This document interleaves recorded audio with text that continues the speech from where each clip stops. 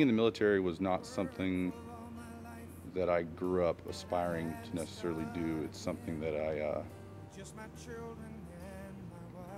began thinking about actually around the time of 9/11 as a student at McEachern High School. I can remember going to the Veterans Day Assembly shortly thereafter, September 11th. And after that, I really began thinking about joining the military and actually giving it some serious thought, and determined that was something that I wanted to do and that would make me a better person. My feeling towards the American, living the American dream, as a lot of people refer to it as, in comparison to what other people have in other countries, you really can't even compare them.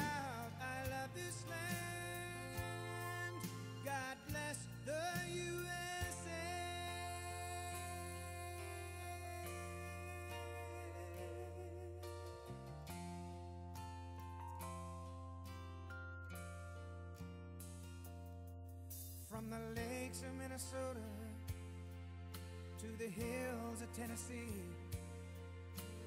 across the plains of Texas. It's a cliche, and it's such a cliche it's become a bumper sticker. But I'm convinced that cliches are cliches because they're the truth that's been told so many times that it's just become commonplace. That cliche, that bumper sticker, is that freedom isn't free, that it's bought with a price. What I'd find out would be in 2006, I would be taken away from home for a year and a half, and my wife would become a single mom, would be working full-time, taking care of 3 teenagers. So this Veterans Day, I think we need to remember not just all those who've served, who've given us freedom, but we need to remember their families as well.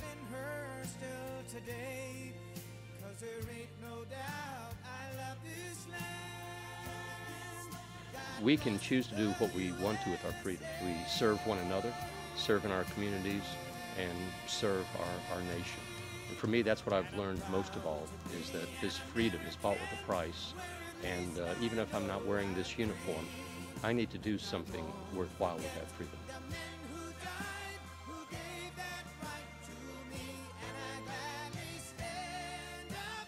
And we were dealing with life and death issues every day.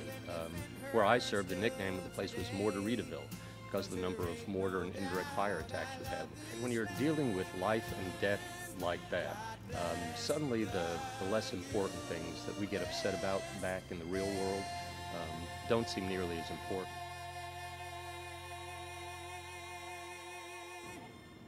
Thank you for just creating a tradition in the military of pride and honor, and it's an honor to have served after you and to continue that tradition. And I hope that any veteran that's had the experiences that I had has seen it as a positive impact in their life and has taken those experiences and expanded upon them, and taken what they've learned and experienced and hopefully apply it somewhere to be a good citizen of the United States. World War II veterans, I would say, you're our heroes. You are the greatest generation.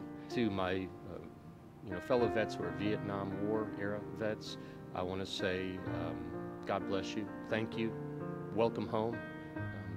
You were not treated in the way you should have been treated when you came back. It was an unpopular war, but you served with honor and distinction, and you shouldn't have been treated the way that you were treated. And to my fellow vets from OIF and OEF, I simply want to say, good job. God bless you for your service. To all of our